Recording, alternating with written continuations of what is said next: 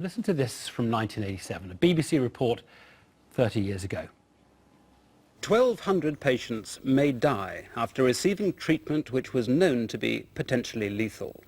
The authorities knew about the danger, but the government denied them any legal remedy.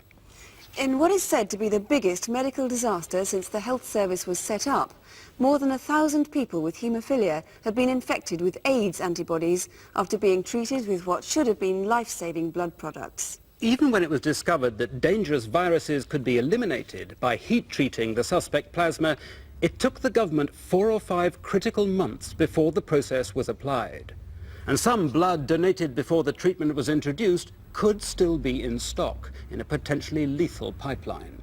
The legal question is what redress these innocent victims of AIDS may have against the government which, in crude terms, has contributed to poisoning some of them to death. That was 1987. Well, the former Health Secretary, Andy Burnham, who's actually stepping down as an MP at this election, chose to use his last speech to the Commons to talk about that scandal of blood contamination. From what I know, I believe that this scandal amounts to a criminal cover-up on an industrial scale. And tonight I want to present direct evidence to support that claim.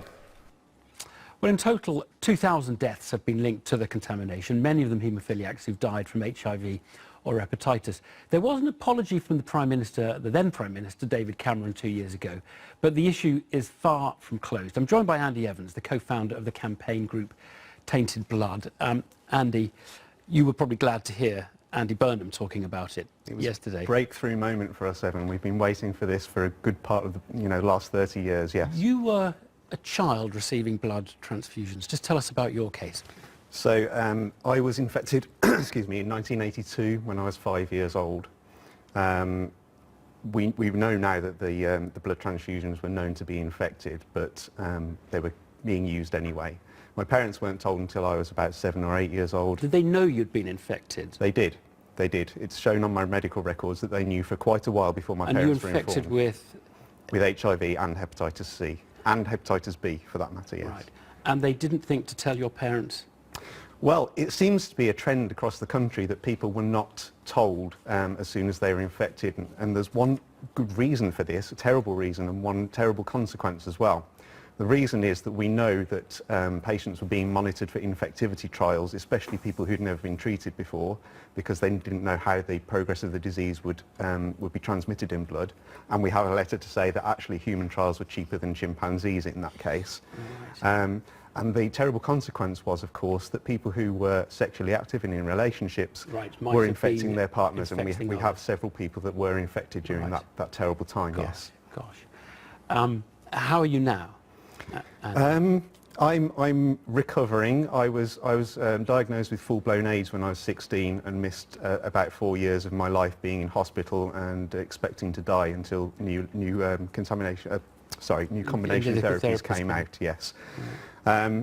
But slowly I've been recovering since then, and I'm pleased to be able to be here now as part of the Contaminated Blood group, Tainted Blood. Yes. What did it mean when David Cameron made that apology? Because a lot of us thought the issue had then been dealt with. Or... Yeah. Well, I think a lot of us did as well. Obviously, that was David Cameron's last speech in his last PMQs, in which he made those promises.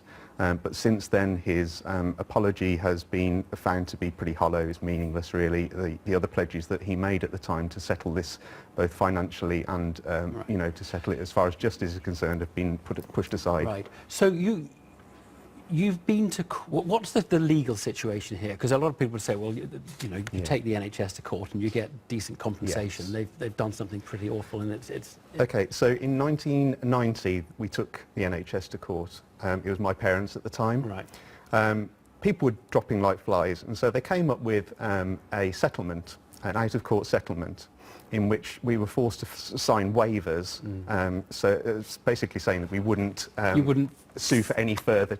and people needed the money urgently because they did, but nobody knew about hepatitis C at that point. Right. And so The government did, but we didn't, and so they made us sign the waivers so that we would. So you not can't sue go them in the back. You future. can't go back for more money, which is why you want now. Yes, it's our only route: a judicial inquiry, or as Andy Burnham puts forward. Because you appeals can't. You for a style basically you've inquiry. waived away the right to go back. Indeed, to court. yes. It's a really interesting case. Andy, thank you so much for coming. you. Thanks.